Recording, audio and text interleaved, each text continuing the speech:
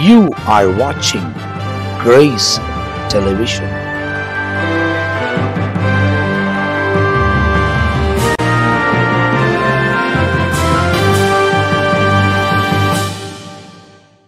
ஆண்டவரும் அருமை இரட்சகருமாய் இருக்கிற இயேசு கிறிஸ்துவின் நாமத்தில் இந்த நல்ல காலை நேரத்தில் அன்பின் வாழ்த்துக்களும் ஸ்தோத்திரங்களை ஏறெடுக்கிறேன். ஆண்டவர் நம்மை ஆசீர்வதித்து நம்மை பாதுகாத்து நடத்துகிற தேவனாக இருக்கிறார். மீண்டுமாக இயேசுவோட பேசுகிற நிகழ்ச்சியில் கிரேஸ் தொலைக்காட்சியின் வாயில அவங்களை சந்திப்பதில் ரொம்ப சந்தோஷமாக இருக்கிறது.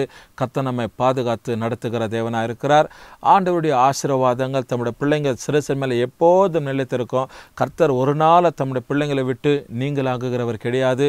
ஆண்டவர் எத்தனை ஆபத்து விபத்து சூழ்நிலைகளை நம்ம எதிராக நோக்கி வந்தாலும் கர்த்தர் எல்லாவற்றத்திலும் பாதுகாத்து நடத்துகிறவர். அதுதான் அவருடைய பிரயாசம், அதுதான் அவருடைய வேலையாக இருக்கிறது. தம்முடைய பிள்ளைங்களை ஒவ்வொரு நாளும் தம்முடைய நீதியின் வலது கரத்தினால் இயங்கி கொள்ளுகிறவர். அதனால் உலகத்தில் நடக்கிற பல பயங்கரமான சம்பவங்கள், நாட்டில் நடக்கிறதான கோர காட்சிகளை இன்னைக்கு தொலைக்காட்சிகளிலேயோ மற்ற நாளிதழ்கள் செய்தித்தாள்களை நம்ம பார்த்து அச்சுறுத்தலாக இருக்கிறோம். சமூக வலைத்தளங்களை பார்த்து அச்சுறுத்தலாக இருக்கிற பயங்கள் நடந்து கொண்டு இருக்கிறது. அதனால இப்படிப்பட்ட காரியங்களுக்கெல்லாம் பயப்படாதபடிக்கு தேவ சமூகத்தில் நாம் அவரை நெருங்கி சார்ந்து இருக்கும்போது ஆண்டவர் தம்முடைய பிள்ளைகளை மாத்திரம் பாதுகாத்து கொள்ளுகிற தேவனாக இருக்கிறார். 103 சங்கீதம் அப்படின்னு சொல்லாவே எல்லாருக்கும் தெரிந்த 2 முக்கியமான வசனம் என்ன அப்படின்னா, என் ஆத்துமாவே கர்த்தரை ஸ்தோத்திரி, என் முழுவதுமே பரிசுத்த நாமத்தை ஸ்தோத்திரி, என் ஆத்துமாவே கர்த்தரை ஸ்தோத்திரி, அவர் செய்த சகல உபகாரங்களை மறவாதே. இந்த வார்த்தை சின்ன பிள்ளைங்க கூட தெரியும். அதனால இந்த 103 சங்கீதத்தில் நம்ம 1, 2, 3 வசனத்தை இல்லாதபடி 4வது வசனம் 5வது வசனத்தை இதை காலை நேரத்தில் உங்களுக்கு நான் சுட்டி காண்பித்து ஒரு சுருக்கமான ஒரு ஆலோசனையாக சொல்லிட்டு விசேஷமாக ஒரு ஜபத்தில் அவங்களை நடத்தும்படிக்காக நான் யோசிக்கிறேன். ஆண்டவர் தம்முடைய பிள்ளைங்களுக்கு எப்படி இருக்கிறார்னா, ஆண்டவருடைய வசனத்தில் வாசிக்கிறோம். 4வது வசனத்தை பாருங்கள். உன் பிராணனை அழிவுக்கு விலக்கி மீட்டு உன்னை கிருபையினாலும் இரக்கங்களினாலும் முடிசூட்டி. பிராணனை ஆண்டவர் பாதுகாக்கிறார் அழிவுக்கு, நாசத்திற்கு.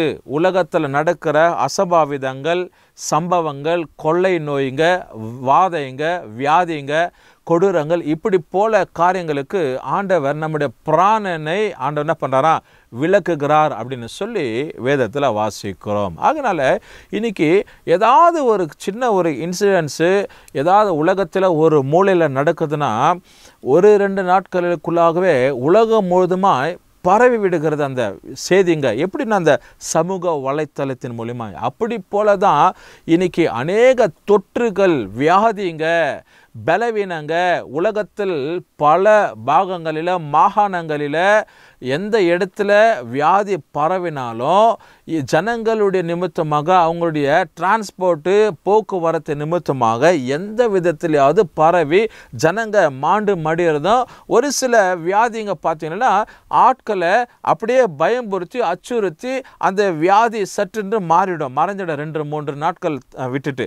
சில வியாதிகளை பார்க்கும்போது மரணத்திற்கும் கொண்டு போயிடும். அப்படிப்பட்ட எல்லா சங்கதிகளுக்கு, சம்பவங்களுக்கு ஆண்டவர் என்ன பண்ணுறாரா, நம்மை விலக்கி மீட்டருளுகிறார் அப்படின்னு சொல்லி வசனத்தில் வாசிக்கிறோம். மாத்திரமில்லாதபடிக்கு அடுத்த வசனம் சொல்லப்படுகிறது, நன்மையினாலே உன் வாயை திருப்தியாக்குகிறார், கழுகுக்கு சமானமாய் உன் வயது திரும்ப வாழ வயதாகிறது அப்படின்னு சொல்லி வசனத்தில் வாசிக்கிறோம்.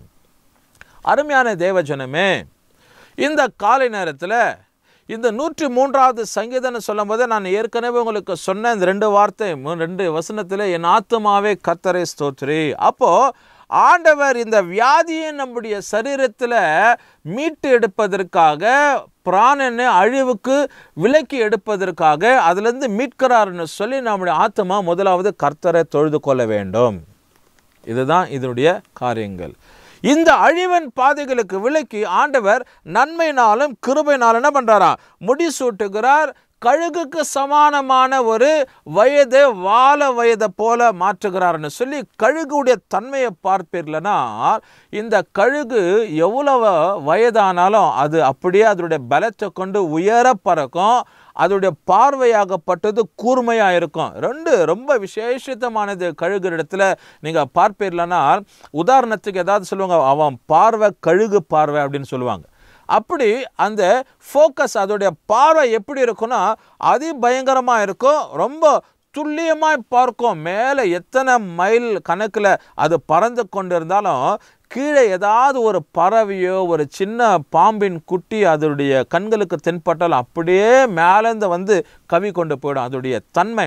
அடுத்து என்ன அப்படின்னா, கழுகாகப்பட்டது எவ்வளவு உயரமாக இருந்தாலும் அந்த உயரத்தில் போய் என்ன பண்ணிக்குமா அது அப்படியே பறந்து கொண்டு இருக்கும். இது கழுகுடைய தன்மை.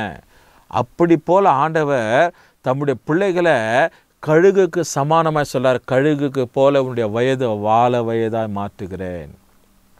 இந்த கழுகாகப்பட்டது பாருங்க, இந்த கழுகாகப்பட்டது வயது ஆக ஆக அதோடைய இறகுகள் எல்லாம் என்ன பண்ணிடுமா, அப்படியே அது பித்து கீழே போட்டுடும். அது பித்து கீழே போட்டு மறுபடியும் என்ன பண்ணிக்கலாம், அது ரினியூ பண்ணிக்கொள்ளும், மறுபடியுமாய் அது ரினியூ பண்ணிக்கொள்ளும். அப்படி போல ஒரு தன்மை உள்ளது தான் இந்த ஒரு பிராணி. ஆகினால ஆண்டவராகிய தேவன் இப்படி இந்த காரியங்களுக்கு, இந்த கழுகுக்கு ஆண்டவர் தம்முடைய பிள்ளைகளை ஒப்புவிடுகிறார். அருமையான தேவஜனமே, இந்த காலை நேரத்தில் இந்த வசனத்தை கவனித்து கொண்டிருக்கிற உங்கள் வாழ்க்கையில் ஆண்டவர் நன்மைக்கு எதுவான ஒரு காரியத்தை செயல்படுத்துகிறார். பாருங்க, கழுகுக்கு ஒற்ற ஒரு பலன், கழுகுக்கு சமானமான ஒரு வயது, திரும்பவும் வாழ வயதாக ஆண்டவர் நம்ம மாற்றுகிறார். மாத்திரமில்லை, அவர் நன்மைனாலும் கிருபைனாலும் நம்மை முடிசூட்டுகிறார்னு சொல்லி 5வது வசனத்தில் வாசிக்கிறோம். அவர் நன்மைனால நம்ம என்ன பண்றாரு, அவர் திருப்தியாக்குகிறார்.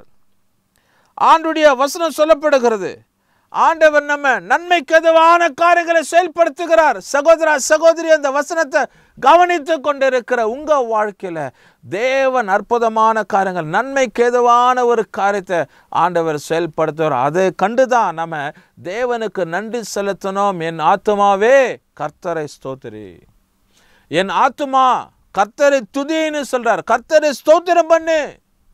உன்னை அழிவுக்கு விலக்குகிறாரே, உன்னை நன்மைனால கிருபைனால நிரப்புகிறாரு. கழுகுக்கு சமானமான ஒரு வயது ஆண்டவர் கொடுக்கிறாரு. அதுக்கு என்ன பண்ண, அதை கண்டு நீ ஆண்டவருக்கு நன்றி செலுத்து, ஆண்டவர் துதின்னு சொல்லி ஆண்டவராகிய தேவன் உன்னை பார்த்து இந்த காலை நேரத்தில் சொல்லுகிறார். எனக்கு அருமையான தேவ ஜனமே, இந்த வசனத்தை கவனிக்கிற உங்கள் வாழ்க்கையில் ஆண்டவர் ஒரு புதிய பலனை கொடுக்கட்டும், ஒரு புதிய உற்சாகத்தையும், ஒரு புதிய ஆசீர்வாதத்தையும், ஒரு புதிய மாற்றத்தையும், ஒரு புதிய நம்பிக்கையை உங்கள் வாழ்க்கையில் கொண்டு வரட்டும். தேவன் அற்புதமாக எல்லாவற்றையும் செயல்படுத்த வல்லவராக இருக்கிறார். அதனால் ஆண்டோடைய வசனத்தை நீங்கள் மறக்காதீங்க. சங்கீதம் 103 நமக்கு தெரிகிறது, என் ஆத்துமாவை கர்த்தரை ஸ்தோத்திரி. எதற்காக ஸ்தோத்திரிக்கணும்னா, ஆண்டவர் நம்முடைய அக்கிரமங்கள் எல்லாம் மன்னித்து நம்முடைய நோய்கள் எல்லாம் குணமாக்குறாரு. ஆண்டவர் பாருங்க, வசனத்தில் நம்ம அப்படியே என்ன பண்ணுறாருனாக்கா, பிராணனை அழிவுக்கு விலக்கி நம்ம பாதுகாக்கிறாரு. நன்மையினால் அவர் திருப்தி ஆக்குகிறார். கழுகுக்கு சமானமான வயதை திரும்ப நமக்கு கொடுக்கிறார்னு சொல்லி வசனத்தில் வாசிக்கிறோம். அதனால கர்த்தருக்கு நன்றி செலுத்தி கொண்டே, கர்த்தரை துதித்து கொண்டே, ஆராதித்து கொண்டே இருக்கும்போது ஆண்டவராகிய தேவன் நம்முடைய வாழ்க்கையில் அற்புதமான காரியங்களை செயல்படுத்துகிறார். ஜெபிப்போம். நல்ல பிதாவே, இந்த நல்ல காலை நேரத்துக்காக நன்றி. சங்கீதம் 103 4வது 5வது வசனத்திற்காக ஸ்தோத்திரம். இந்த பிள்ளைகளை கர்த்தாவே இந்த நாளில், ஆண்டவரே இந்த நாளில் கர்த்தாவே ஸ்தோத்திரம் வசனத்தை கவனித்து இருக்கிறாங்கப்பா. இந்த பிள்ளைங்க நாங்கள் பல விதத்தில் ஆசீர்வாதமாக இருக்க கர்த்தருடைய ஆவியானவரை கிருபை பாராட்டி நடத்துவீராக. துதி கன மகிமையும் கொருவருக்கு எடுத்து எங்கள் ஆண்டவர் இயேசு கிறிஸ்துவின் நாமத்தில் ஜெபிக்கிறேன் நல்ல பிதாவே, ஆமென். கர்த்தர் உங்களை ஆசீர்வதிப்பார்.